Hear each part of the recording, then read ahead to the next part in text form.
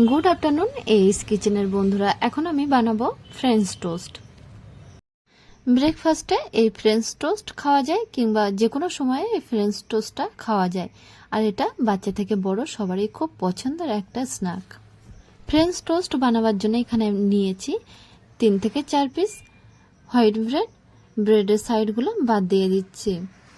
দেখুন, তারপরে নিচ্ছি একটা পাত্রের মধ্যে একটা ডিম ভেঙে নেব, আর ডিমের মধ্যে দিয়ে দিচ্ছি হাফ চামচের একটু বেশি সুগার পাউডার। সুগার পাউডারটা দিয়ে বেশ ভালোভাবে ডিমটাকে ফেটিয়ে নেব।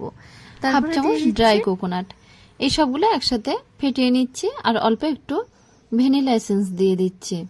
1 চামচ ফ্রেশ ক্রিম দিয়ে দিচ্ছি। আবারও ভালোভাবে ফেটিয়ে নেব।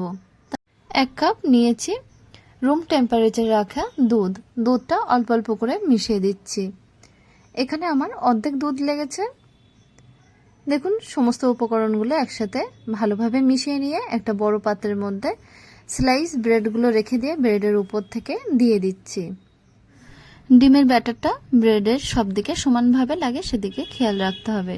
এবার মিডিয়াম ফ্লেমে একটি কড়া বসিয়ে কড়ার মধ্যে 1 চামচ বাটার দিয়ে দিলাম। তারপরে দুটো ব্রেড আমি দিয়ে দিচ্ছি টোস্ট করার জন্য। দেখুন, একটা সাইড যখন এরকম একটা কালার চলে আসবে, অর্থাৎ টোস্ট হয়ে আসবে, তখন অপর সাইডটা উল্টিয়ে নিয়ে একইভাবে টোস্ট করে নিতে হবে। সবসময় খেয়াল রাখতে হবে মিডিয়াম ফ্লেমে দিয়েই এইটা টোস্ট বানিয়ে নিতে হবে, কেননা যদি হাই ফ্লেমে দিয়ে করা হয় তাহলে কিন্তু পুড়ে যাওয়ার সম্ভাবনা থাকে আর ভালোভাবে কুক হয় না। আমি আবারও একটা ফ্রেঞ্চ টোস্ট বানিয়ে নিলাম। এইভাবে সমস্ত ফ্রেঞ্চ টোস্টগুলো বানিয়ে নেব।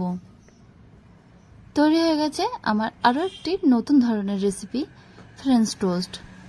এই ফ্রেঞ্চ টোস্ট কিন্তু খেতে অনেক বেশি টেস্টি, আর এটা বাচ্চা থেকে বয়স্ক সবারই খুব পছন্দের একটা স্ন্যাক। আমার এই রেসিপিটা দেখে বাড়িতে একদিন ট্রাই করে দেখতে পারেন, আশা করছি ভালো লাগবে। যদি ভালো লেগে থাকে তাহলে অবশ্যই আমাকে একটা কমেন্ট করবেন, আর আমাদের চ্যানেলটা যদি সাবস্ক্রাইব করা না থাকে তাহলে সাবস্ক্রাইব করার অনুরোধ রইল।